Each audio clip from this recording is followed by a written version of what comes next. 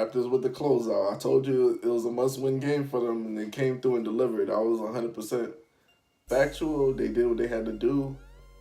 DeRozan had 16. Ooh, he had a bad game. 6 for 18 shooting. Lowry had 24. Valanciunas had 14. Ibaka had 7. Anunoby had 7. Siakam had 11. That kid right there, defensive wise, he's a problem. He's a problem. Raptors didn't shoot that great from the field. 44% and 28 from 3. But, it is what it is. A win's a win. And in terms of the Washington Wizards, it's a rizzy rap for that team. You look at John Wall, he had 23. He had 8 assists. Bradley Beal had 32, but Oubre had 3. I guess that's why they choose not to play him a lot, because he only gives you like 3 points sometimes. Gortat had 2 points. So what that tells me is John Wall wasn't getting them involved a lot. This was a maturity game right here. A lot of times the Toronto Raptors will take their foot off the gas and they'll be like, hey, it's whatever. We could play another, we could win, we could live to play another day. And the Wizards came out with haymakers and had the lead for a long time to that fourth quarter where the Raptors put them away, put them to bed. That was good. That was impressive. I'm going to say this, in order for the Raptors to get to the Eastern Conference Finals, they need DeMar DeRozan and Kyle Lowry to consistently give them 25 points or better. 25 points or better. DeMar DeRozan can't have a 16-point game. That's unacceptable. When you're raised to the level of a star player, you can't have subpar games. And I'm gonna get to that because we're gonna have to talk about the Cavs and the Pacers.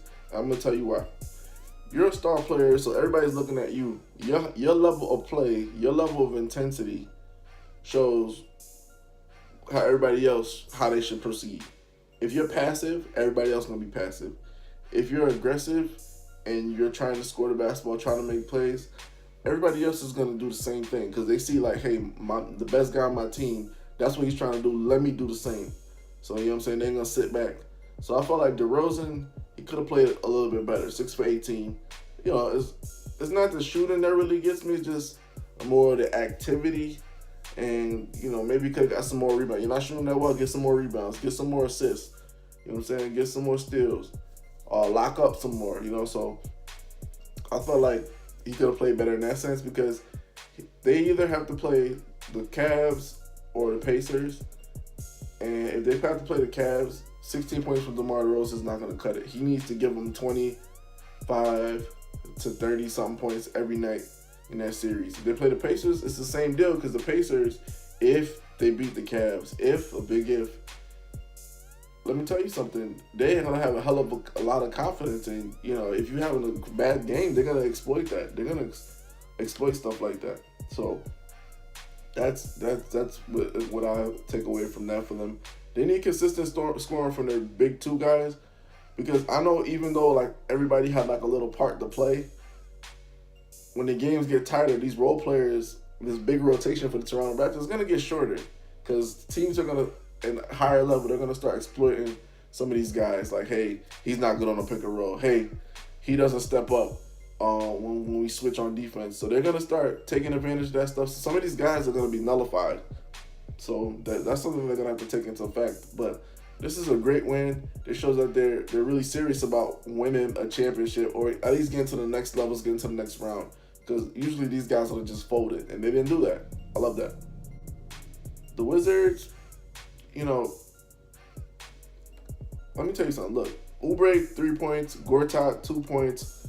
Satoransky, 2 points. Mahimi, 4 points. Mike Scott had 8 points. I feel like he should have got more minutes. They could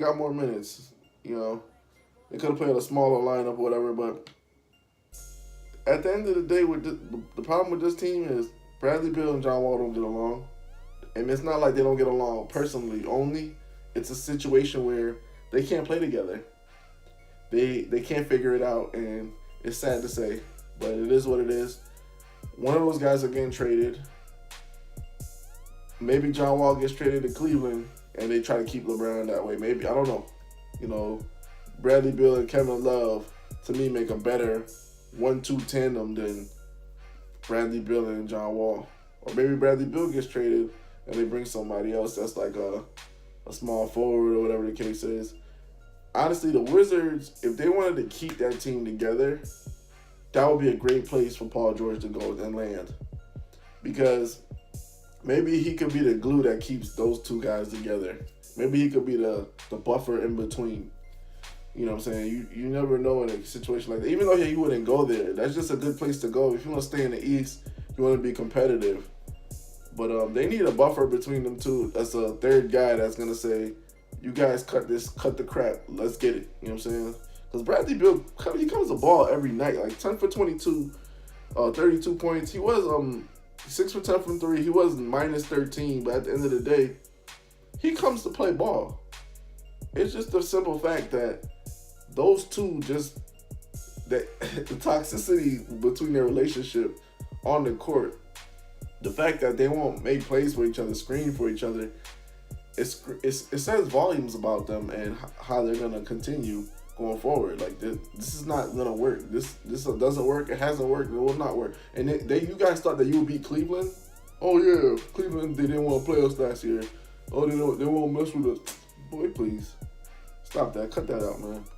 Cut that out. Like, I would keep Bradley Beal over John Wall. Like, honestly, 100%.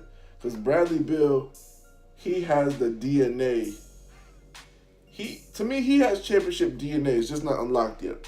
He's not unlocked yet. It's not unlocked yet. He has it. He has it. John Wall, not so much. Not so much. And you guys see why. He's the engine that makes the team run, and the team didn't run that well. It is what it is. But good for the Raptors. You know, I was kind of scared this was going to play a 7-game series, but I was like, I picked the Raptors to win this series. They didn't disappoint. And moving on to the next round and handle business like they should. That's what I'm talking about.